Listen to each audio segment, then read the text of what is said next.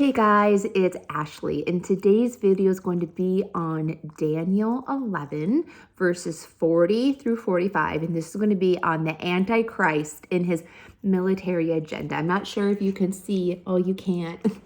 Caleb is literally right here. I didn't know if you could see her paw or not. She might back up a little bit. Oh, you can see an ear.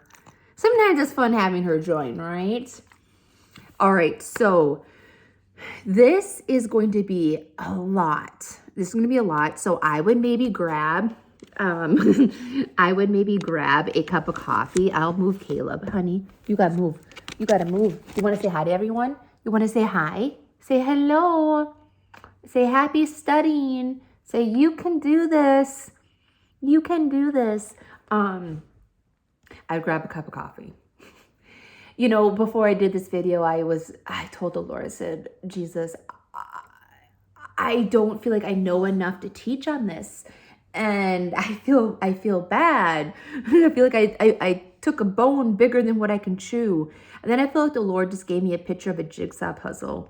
And I felt like he said, you know the pieces, but no one really knows how to put it together quite yet. But you know the pieces. So just share the pieces, and then you as a team can work on putting it together, right?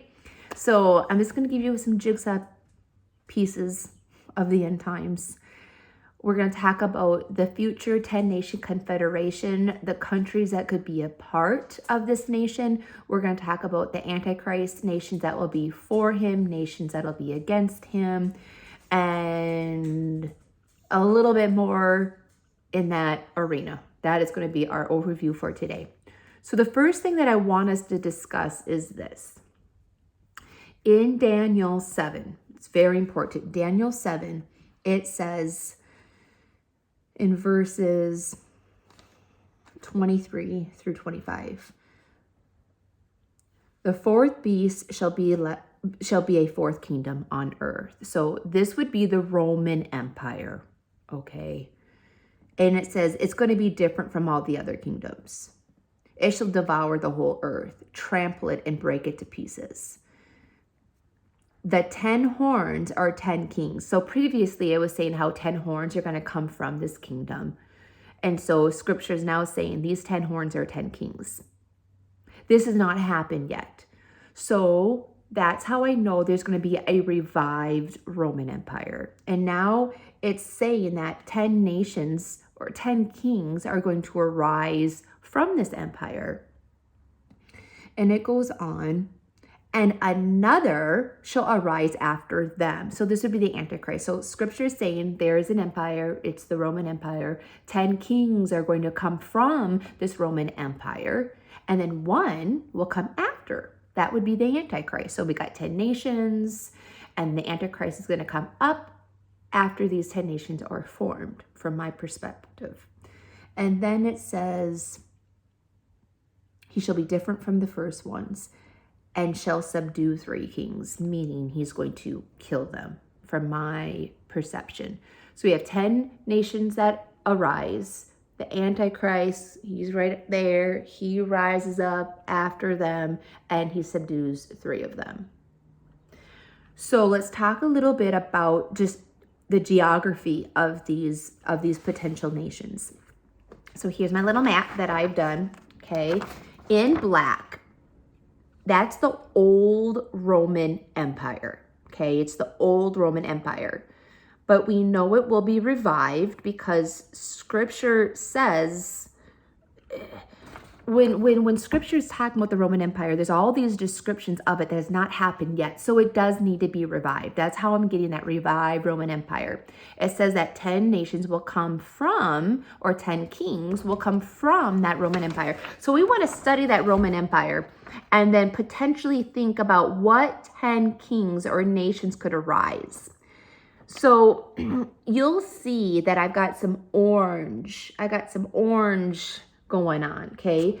The orange is what I think are going to be some possibilities of those 10 nations. Now you'll see that some of these orange nations, these what I believe are going to be those 10 nations, are outside of that Roman Empire. And I think that's okay. I think that's okay. Where I'm getting those orange, and I'll put this back up for you, where I'm getting these orange countries, these potential 10 nations, is going to be just from other commentators talking. I'm also getting a lot of this from Ezekiel 38. I am not even close to teaching on Ezekiel 38 and 39 yet, but there is going to be a battle called Gog and Magog. And it appears that we get a good idea of around maybe 7 or 8 of the 10 nations that will be a part of this 10 nation confederation. So I'm pulling from Ezekiel 38. I'm pulling from people just talking. And like I said, like Ethiopia, for example, you can see that that's not technically a part of that old Roman Empire. But when that old Roman Empire is revived, who says it can't manifest in some other areas like near it, right? And so like Russia might be one, like I said, Ethiopia, Libya falls in it, Egypt falls in it, Iran, pretty much all of them fall in it. The only ones that wouldn't would be Ethiopia and Russia, but maybe there's some deep roots with that old Roman Empire where when it is revived, these nations still could be a part of it. I'm not exactly sure. This is like that jigsaw puzzle, right? I'm like throwing out all these pieces and then we'll just kind of, start working on this puzzle together, right? So now that we have this visual, okay, so we know he comes from the revived Roman Empire. We know he comes up after these 10 nations are formed, and these are some potential of those 10 nations because of Ezekiel 38. So we know that, okay? So these are going to be some of those nations. He comes from that revived Roman Empire. That's all based on Daniel 7. Daniel 8 gives us more information. He also is going to come from that Greek Empire split. Okay, so here's that Greek Empire split into 4. He'll be coming from one of those regions. I think he's going to be coming from that Seleucid dynasty right there in yellow. But we definitely know he's going to be brewing in the Middle East, a little bit of Europe, a little bit of Africa. So he's going to be in that area. So that's going to help us as we jump into Daniel. So go to Daniel 11. And we're going to look at verse 40. Move my pillow. So we just got done talking about the Antichrist religious agenda in verses, what was it, like 30? Yeah, it was 36 through 39. That was the Antichrist religious agenda. So we're jumping into his military agenda. So it says, at the time of the end, the king of the south shall attack him, and the king of the north shall come against him, like a whirlwind, with chariots, horsemen, and with many ships. And he shall enter the countries, overwhelm them, and pass through. So I'm taking verse 40, and I'm going to place it at the last 3.5 years of that 7-year tribulation. So from my perception, he committed that abomination of desolation. Okay. He says that he's God in the temple of God.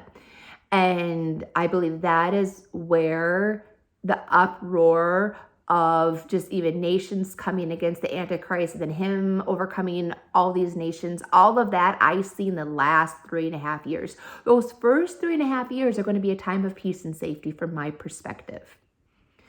So when it says the king of the south shall attack him, I'm going to look at that as Egypt as of now. I see the Antichrist being in Israel, okay? So he's in Israel. He's in Israel because to my knowledge, he committed that abomination of desolation. So he's in Israel because he says that, scripture says he stands in the temple of God saying that he is God. That's all Jerusalem specific. So I believe his headquarters are going to be right there in Israel. And so when it says the south will attack him, I see that as Egypt as of now, okay? The south will attack him. And then it says that the north will attack him. And that could be Syria. Now, I know you're like, but those are a part of the 10 nations, Ashley. Well, that doesn't mean that some of those kings are going to come against the Antichrist. I mean, it could happen. And so it even says that he subdues 3 of the kings. I'm sorry, Caleb, you need to stop it. Sorry, I'm not going to redo the video because then all I do is constantly redo videos. Well, back to Syria and Egypt. So even though they are part of the 10 Nation Confederation, that I believe they're a part of it, it still doesn't mean that they're going to come against the Antichrist. Remember, he kills 3 of the kings. Why does he kill 3 of the kings? Does he just kill them for the fun of it? I mean, he could. But he could be killing them because they come against him. So those are just some thoughts. Again, jigsaw puzzle. We're just throwing pieces out. We're saying maybe this clump goes here, maybe this clump goes there. So just give me grace as we unravel this. All right, it goes on. He shall enter the countries, overwhelm them, and pass through. So even though we have nations coming against the Antichrist, he's going to come against them as well. All right. So now, verse 41, it says, he shall also enter the glorious land, and many countries shall be overthrown, but these shall escape from his hand. Edom, Moab, and the prominent people of, I'm going to say Ammon, if it's Ammon or Ammon, that would be modern day Jordan. So again, he's in that glorious land. He's in Israel. He's overthrowing. He's overtaking. But Jordan, and I'll show you where Jordan's at. Jordan is right there. Okay, it's kind of by Israel. Jordan will not be overtaken by the Antichrist. Verse 42. He shall stretch out his hand against the countries. The land of Egypt shall not escape. So remember, Egypt, it appears, is going to attack the Antichrist, but Egypt does not win. Caleb, stop. And then it goes on, verse 43. He shall have power over the treasures of gold and silver and over all the precious things of Egypt. Also, the Libyans and Ethiopians shall follow at his heels. So Libya and Ethiopia, I believe, is going to be definitely part of that 10 Nation Confederation and will still be in collaboration with the Antichrist. So there's Libya and there's Egypt. All right, so verse 44 says, but news from the east and the north shall trouble him. Therefore he shall go out with great fury to destroy and annihilate. I think I'm pronouncing that wrong. It's okay. Many. Annihilate. I feel like I'm saying it right, but maybe I'm saying it wrong. It's okay. All right, so, but news from the east. So I see this as was Asia. Technically, learned this today. Technically, this Middle East is still Asia. So, but Asia would be like all of this. Russia, down China, India. Okay, I see that as Asia. So when it says kings of the east, we just want to look towards the east. So there are going to be some type of nations coming against the Antichrist. And then it says, and the north will trouble him. I don't know if that would be Syria again, or maybe that's Russia. Okay, so these are just things to look for. And he's going to destroy and annihilate. I feel like I'm saying it wrong. It's fine. But he's going to destroy people. Okay? And then it ends, and he shall plant the tents of his palace between the seas and the glorious holy mountain. Yet he shall come to his end, and no one will help him. So, Israel. I would just go and Google Israel, and you'll see the Mediterranean Sea is going to be to the left of Israel, and then the Dead Sea is going to be to the right. And he is going to be having like his headquarters right there by Jerusalem in the middle of those two seas. And then it ends, yet he shall come to his end and no one will help him. So this will be when Jesus comes back and destroys the Antichrist.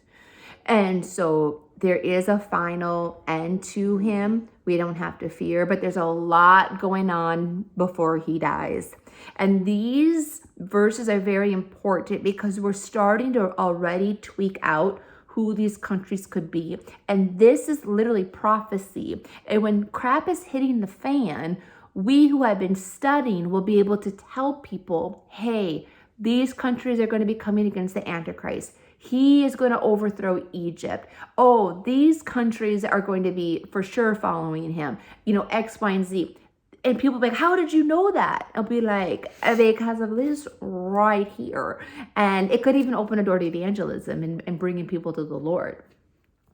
So with all that said, I will give you an overview. I think what I'll do is I'll go like this so you can take a screenshot. So I just made a list of all the countries that are going to be attacking the Antichrist. Those that then I'll list out the countries that the Antichrist attacks.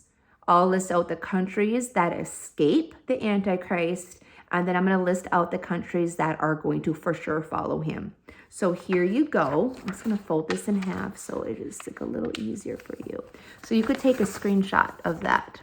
Okay. And I listed out those 10 nations, those potential 10 nations. Guaranteed, I'm probably wrong a little bit, right? But again, here's our jigsaw puzzle, and we can just try to sort through some of this stuff together. So hopefully that helped you guys. And sorry about my dog whining. Maybe it made you smile. Or maybe it annoyed you. All right, guys. If you have any questions, let me know. I'll get to my comments as soon as I can. It's going to be a full next couple weeks, so I may not get to everyone like right away, but I'll eventually get to you. All right. Bye.